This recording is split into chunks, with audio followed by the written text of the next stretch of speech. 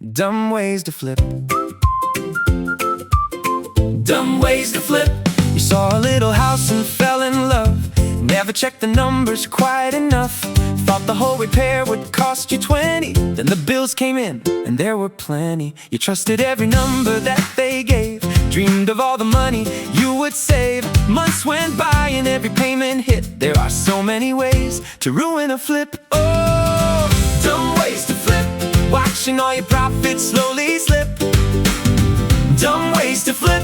Some mistakes are hard to fix, but if there's one mistake bigger than all of this, the dumbest way to flip is flipping without FixerFlip. Know before you buy, see what others miss. There's a smarter way to flip. FixerFlip. Dumb ways to flip. Dumb ways to flip. You saw a little house and fell in love. Never checked the numbers quite enough. Thought the whole repair would cost you 20. Then the bills came in and there were plenty. You trusted every number that they gave. Dreamed of all the money you would save. Months went by and every payment hit. There are so many ways to ruin a flip. Oh.